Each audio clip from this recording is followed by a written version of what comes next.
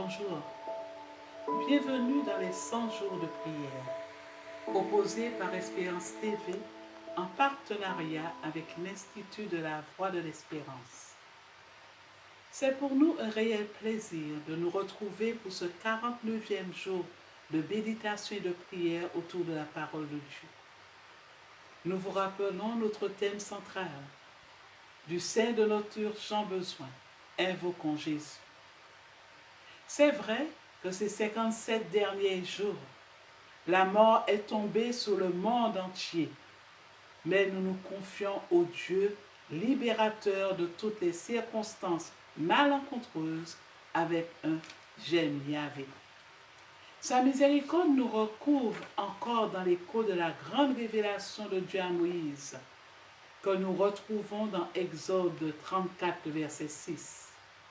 Lorsqu'il s'écria, l'Éternel, Éternel Dieu miséricordieux et compatissant, lent à la colère et riche en bonté et en fidélité.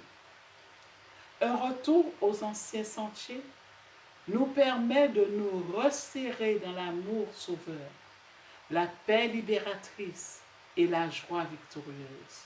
Pourquoi? Parce que nous sommes vivants et que la victoire finale est devant nous. Préparons-nous donc à rencontrer notre Seigneur Dieu, le Tout-Puissant qui vient. Face à l'anxiété généralisée, tandis que nous sommes absorbés d'idées désastreuses, nous avons besoin d'un sérum spirituel. La confiance en Yahvé en tant que libérateur qui vient à temps et hors du temps pour révéler sa magnificence et sa munificence au travers d'une miséricorde et d'une justice providentielle. Car notre Dieu Yahvé est riche en compassion, grand et fort, capable de nous sortir de la détresse. Car nous cherchons le Dieu qui se laisse rencontrer et qui nous touche quand nous le touchons par la foi.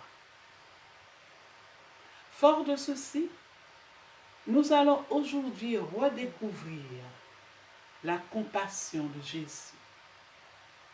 Tel est le titre de notre méditation.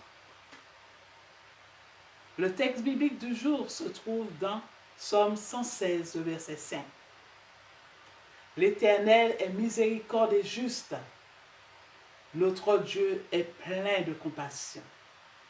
En effet, ceux qui venaient à Jésus, nous pourrons lire dans les paraboles de Jésus, la page 156, découvraient auprès de lui l'espoir d'être eux aussi retirés de l'abîme du péché. Alors que les pharisiens les méprisaient et les condamnaient, le Christ accueillait ces pécheurs comme les enfants de Dieu, égarés loin de la maison paternelle, mais présents dans le cœur du Père. Leur misère le poussait à les aimer encore davantage. Plus ils étaient éloignés de lui, plus il désirait les ramener à la bergerie. Et plus grand était le sacrifice auquel il consentait en leur faveur.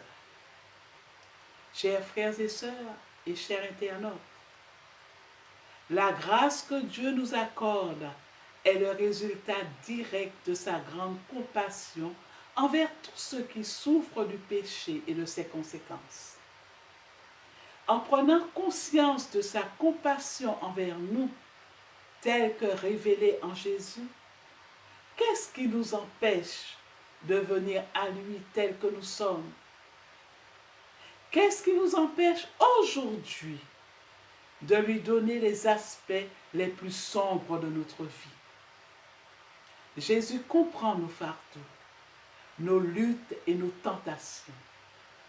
Il est plus que disposé à nous aider, à nous guérir, à nous pardonner, à nous élever et à nous fortifier. Laisserons-nous son amour, sa grâce et sa compassion briser toute résistance ou indifférence que nous pourrions ressentir à son égard aujourd'hui. De nombreux adventistes et autres chrétiens se rendent compte que nous étions devenus trop à l'aise et que nous fonctionnons dans nos églises de façon trop humaine. Nous avons besoin d'un réveil pour nous aider à vivre la vie de foi, de prière et de miracle, comme l'Église primitive le faisait dans le livre des Actes. À cette époque, les croyants n'avaient ni finances, ni diplôme, ni bâtiment, ni institution. Mais à cause des épreuves et même des persécutions, et grâce à la présence et à la puissance du Saint-Esprit, ils ont changé le monde et ont apporté l'Évangile au monde entier en seulement quelques années. Cela ne nous donne-t-il pas à réfléchir? Alors que nos pensées se font de plus en plus profondes, je vous invite à penser et prier pour les sujets suivants. Pour les églises en Jamaïque, ainsi que les membres qui sont confrontés à des difficultés financières. Pensez aussi au personnel et aux patients de l'Andrews Memorial Hospital pendant cette crise. Prions fortement pour les membres de l'Église et les membres de la famille qui luttent contre les addictions à la pornographie, de l'alcool, du sucre, au film, à la musique et à d'autres substances et comportements.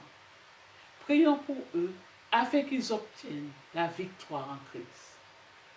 Prions pour l'Église du Sud de Vinco, en Namibie, qui essaie depuis 10 ans de recevoir l'approbation d'acheter un terrain pour construire une église où ils pourront se réunir. Finalement, prions pour la boulangerie adventiste de Grana, en Suède, afin qu'elle puisse atteindre les nombreuses personnes de sa ville avec le message de l'Évangile. Alors que nous gardons en mémoire ces sujets de prière, je vous invite à vous joindre à moi pour une courte prière. Inclinons la tête. Merci, mon Père Céleste, pour tout ce que tu as fait pour nous et pour tout ce que tu feras. Tu connais tes enfants et tu sais ce dont ils ont besoin.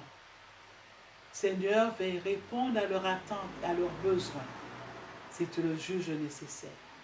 Sois avec chacun de tes enfants ici en Martinique, ceux qui sont en souffrance, ceux qui sont dans l'attente d'une réponse.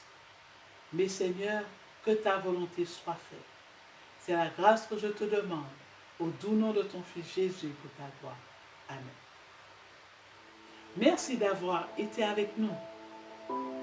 Nous vous donnons rendez-vous demain pour notre 50e jour de prière. Que Dieu vous bénisse.